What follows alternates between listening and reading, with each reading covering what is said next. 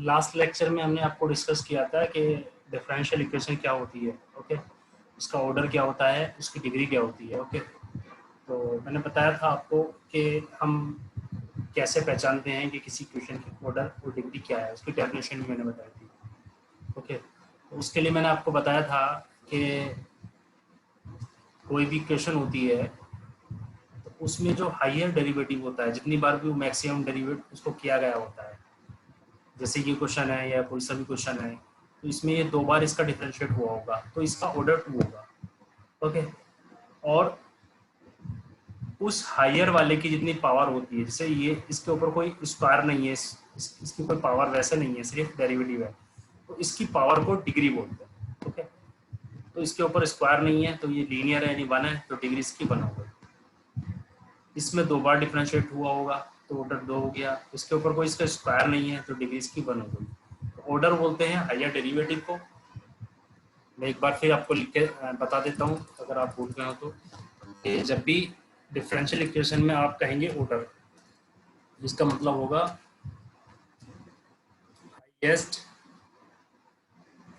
Derivative,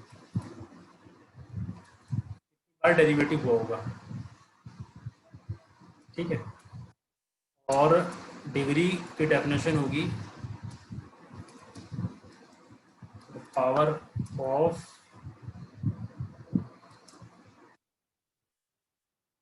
highest derivative. ठीक है, ये डेफिनेशन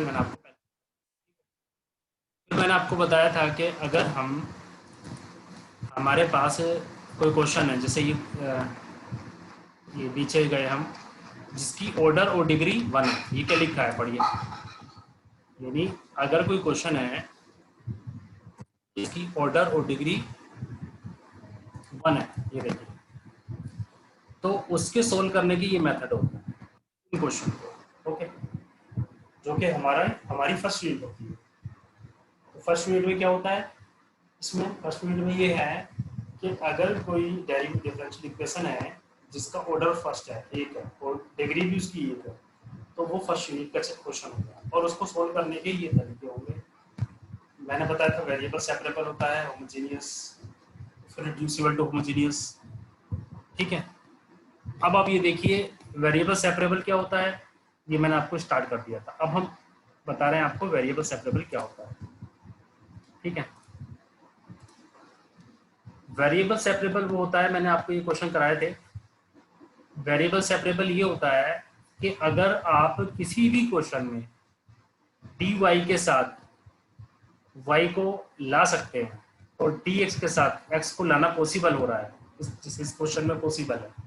आगे कुछ क्वेश्चन आएंगे इसमें पॉसिबल नहीं है तो उसमें दूसरा मेथड लगाएंगे, तो उसको वेरिएबल सेपरेबल कहा जाता है। तो हमने dy के साथ ये y वाली टर्म्स लिख दी और dx के साथ ये x वाली टर्म्स लिख दी और इसको इंटीग्रेट कर दिया। इसका इंटीग्रेशन बराबर, इसका इंटीग्रेशन जो आपने 12 में पढ़ा होगा होता है tan इनवर्स x, और ये y है, dy है, तो tan इनवर्स y होगा प्लस इजी क्वेश्चन है। ठीक है, मैंने आपको ये भी क्वेश्चन बताया था सेकंड, इसमें भी यही किया है कि जहां डी वाई है वहाँ वाई की जितनी टर्म्स है सब लिख दी, वाई अपॉन वाई प्लस 1 ए की पावर एक्स जी एक्स और ये 1 प्लस। अब हमने क्या किया, आपने 12th में ये वाला कंसेप्ट यूज किया होगा कहीं ना कहीं, कि जब भी ऐसा क्वेश्चन होता है तो उसमें एक ऐड कर दिया, एक माइनस कर दिया, एक ऐड कर दिया वाई प्लस 1 हो गया, एक माइनस कर दिया।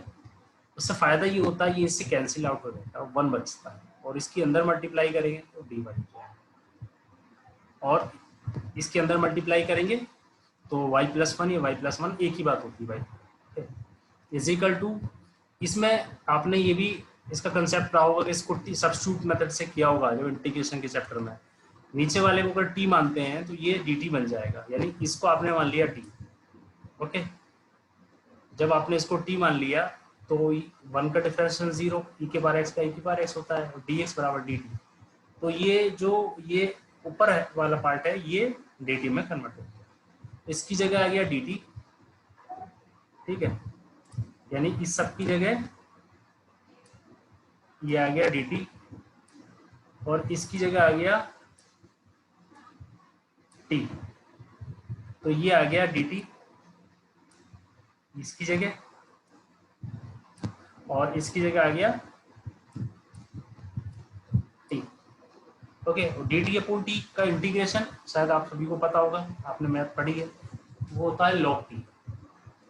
ठीक है, तो log टी होता है, तो ये हो गया डी वाई का इंटीग्रेशन, यानी 1 का इंटीग्रेशन डी वाई के रेस्पेक्ट में y होगा, और dx का यानी 1 का इंटीग्रेशन x होता है, जहां dx होता है वहां, यहाँ dy है तो y होगा, माइनस 1 अपॉन फंक्शन, जैसे 1 अपॉन या डी वाई अपॉन वाई का कितना होता है, log y होता है, लेकिन अगर 1 ऐड है तो 1 होता है, यानी इस तरीके से।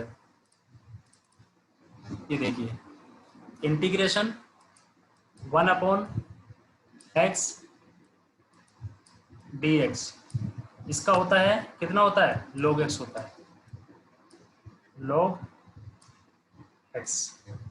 ठीक है, और अगर आप इसको ऐसा लिखेंगे 1 upon x plus 1 d x is equal to, तो ये कितना होगा, log, यहाँ जो x प्लस 1 है, ये x प्लस 1 डायरेक्ट यहाँ पर लिखा जाएगा और कोई चीज नहीं है। ठीक है, और अगर यहाँ पर 1 अपॉन वाई डी वाई है तो log y होगा, अगर यह 1 upon y plus 1 d y है तो होगा log y प्लस 1 होगा। ठीक है, ओके, तो ये इसका इंटीग्रेशन हो गया log t, और t की वैल्यू पुट कर देंगे हम वापस, यानी 1 प्लस e की पावर x, और ये पुट कर दी और ये इसमें लिख दिया। इसको आगे भी सोल्व करना चाहें तो कर सकते हैं, ऑप्शनल है, यहाँ तक कंपलसरी है, आगे का ये ऑप्शनल है। ठीक है, अब नेक्स्ट क्वेश्चन पे चलते हैं, इस क्वेश्चन में। ठीक है, ओके,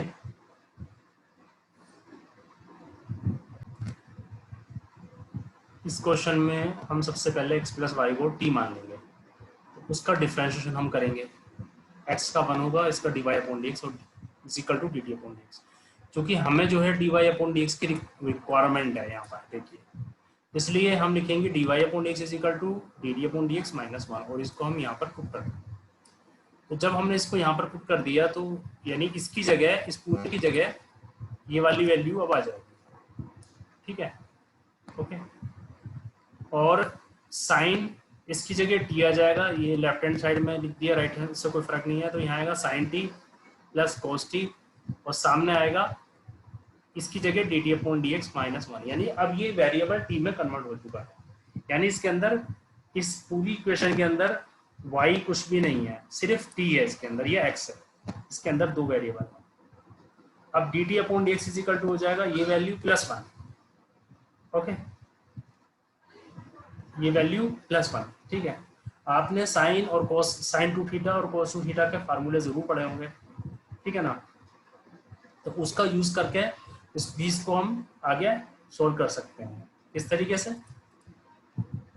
इस तरीके से, ये देखिए, और इसको ऐसे लिख दिया, जब क्वेश्चन ज्यादा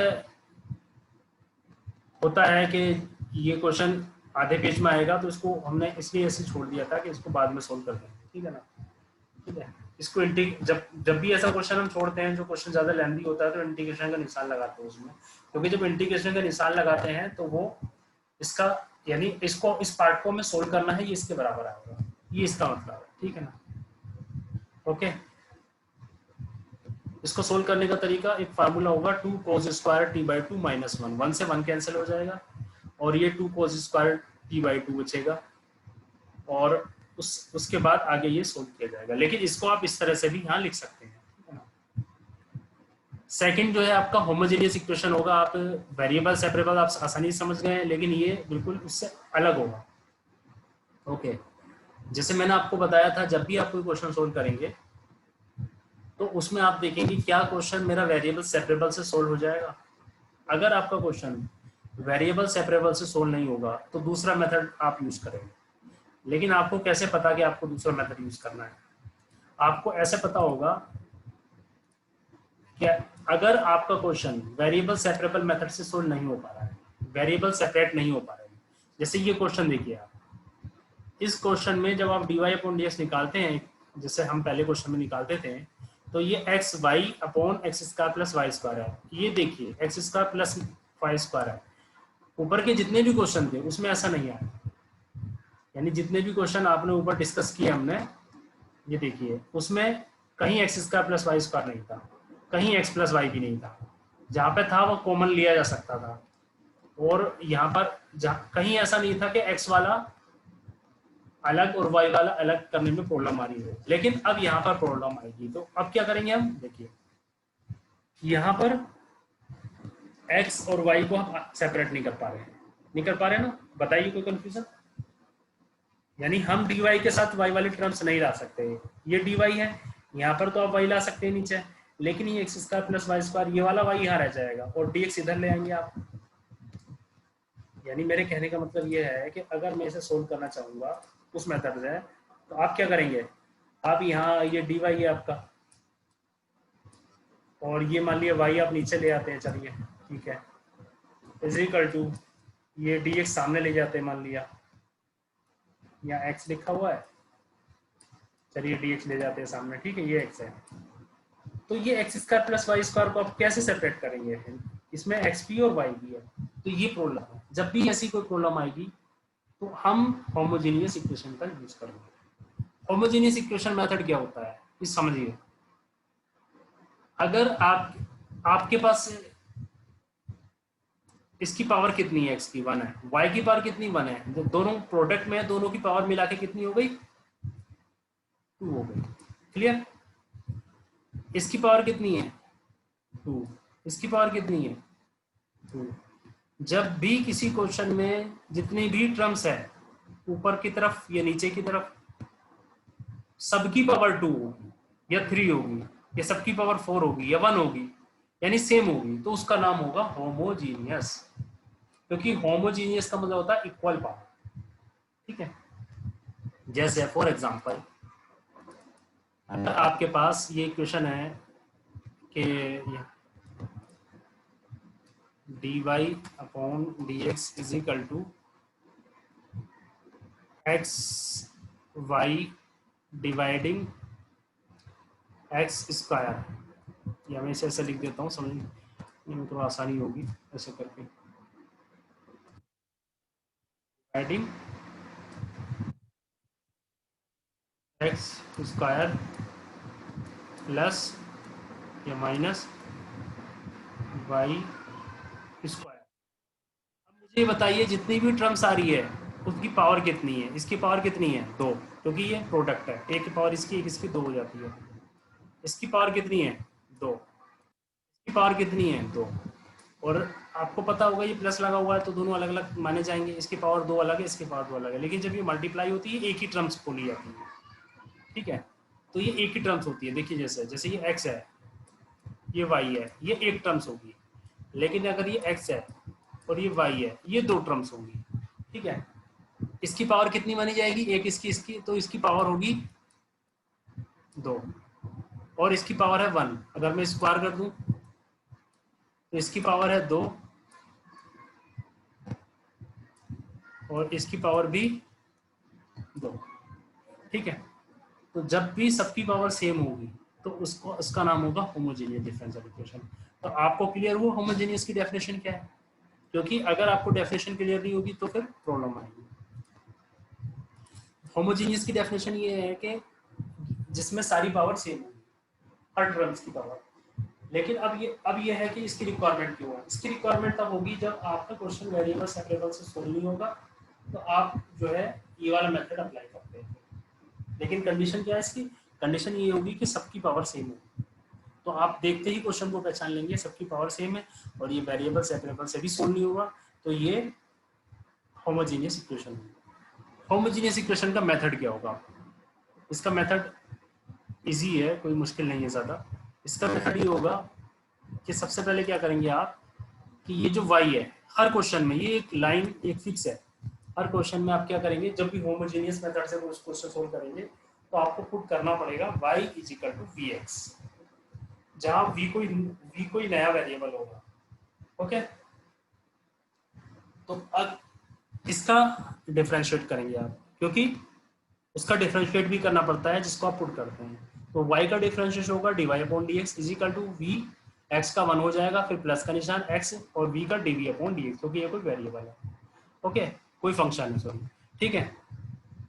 अब यानी ये आप समझ गए होंगे, क्योंकि जब आपने ये वैल्यू पुट की है, ये वैल्यू आपने पुट की है, तो इसका डिफरेंशिएट करना पड़ेगा, ये तो आपको पहले से पता है, तो ये आप समझ गए होंगे ये दोनों लाइन, ठीक है।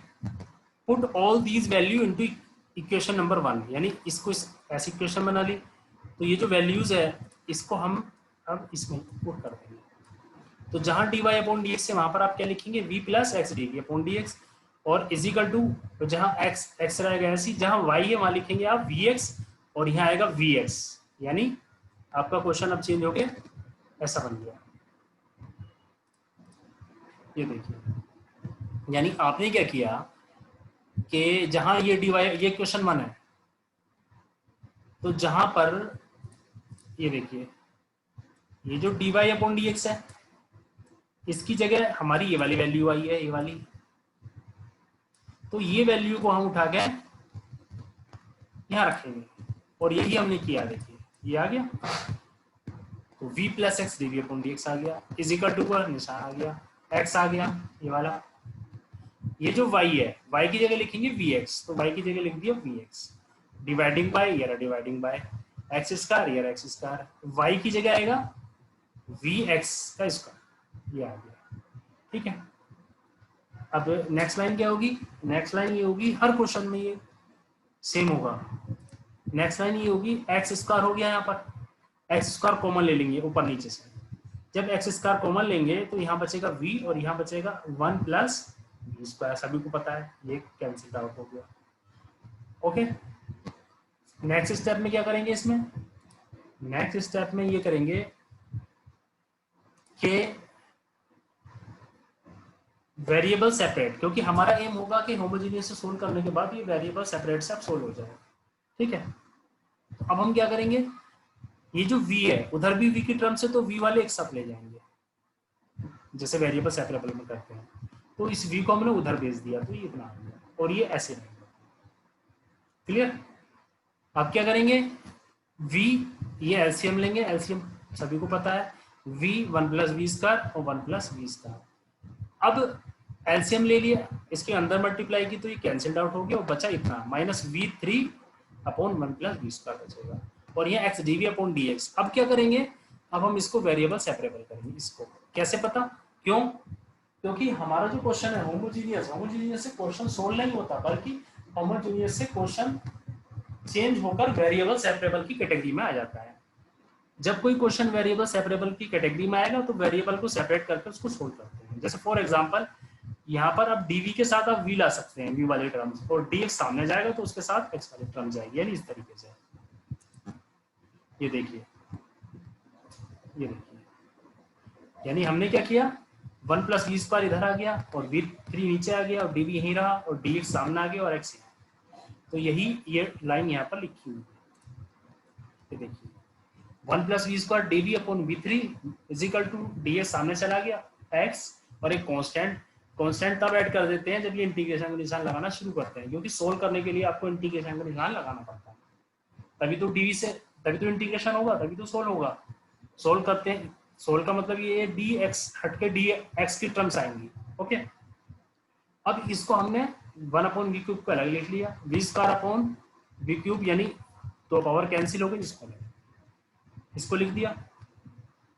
अब v की पावर -3 का इंटीग्रेशन आपको पता होगा, नहीं पता तो मैं आपको बता देता हूँ। ये जैसे आपको पता है कि इंटीग्रेशन x की power n dx is equal to कितना होता है, ये होता है x की पावर, एक पावर ऐड हो जाएगी n+1, और जितना ऐड हुआ है उतना ही कांस्टेंट नीचे डिवाइड में आएगा, n+1, ठीक है। तो वही यहाँ पर है, y की पावर -3 है, तो यहाँ आ जाएगा x की पावर, y की पावर -3+1, ठीक है, ये आ गया। ये देखिए, इसकी पावर v की पावर -3+1 यानी -2, और नीचे भी -3+1 -2, माइनस यहाँ आ गया, और 1/v का इंटीग्रेशन डायरेक्ट होता है, जो अभी आपको मैंने बताया था थोड़ी देर पहले। 1/x का कितना होता है, log x। 1/v है तो log v होगा, और इसका log x होगा। इधर है माइनस है तो इधर प्लस में आ गया, इज इक्वल टू सी। ये इसका आंसर है। y, लेकिन y v जो v की जगह ये वाली वैल्यू आपको रखना कंपलसरी होगी, क्योंकि v हमने डिफाइंड यहाँ पर v इज इक्वल टू आएगा y/x यहाँ से, तो ये हमने v की जगह लिख दिया y/x, तो ये इसका फाइनल आंसर आएगा। ठीक है, ये देखिए इसका फाइनल आंसर आएगा। तो इसको आप अच्छे तरीके से समझ लीजिए। इसको आप एक काम कीजिए, क्योंकि आगे बढ़ने से ज़्यादा हमारा जो एम है वो समझाना होता है, आपको पता ही है। इसलिए हमने वेरिएबल सेपरेबल जो पूरे चैप्टर था उसको शॉर्ट में आपको बताया ऐसे ऐसे करते हैं। ये दूसरे चैप्टर इस पे बेस्ड है, ठीक है ना। तो इसलिए मैं चाहूंगा पहले आप इस क्वेश्चन को दोबारा सोल्व करें। अगर आपको लग रहा है पूरा समझ में आ गया तो नेक्स्ट क्वेश्चन करें, लेकिन नेक्स्ट मत कीजिए, आप इसी को दोबारा सोल्व कर लीजिए, इसी को सोल्व कीजिए दोबारा, ठीक है। और ये नोट्स मैंने व्हाट्सएप पे आपको भेजे हुए हैं, क्लियर है। तो ये क्वेश्चन सोल्व कीजिए और मुझे बताइए, ठीक है। मैं वेट करता हूँ 5 मिनट्स, ठीक है। और मुझसे पूछिए जो भी इसमें आपको समझ में नहीं आया, ठीक है। और समझ में अगर आया तो सोल्व करके बताइए, ठीक है। और ये नोट्स जो मैंने आपको व्हाट्सएप पे भेजे हैं उसमें है ये, ठीक है। पेज नंबर 6 है, ठीक है।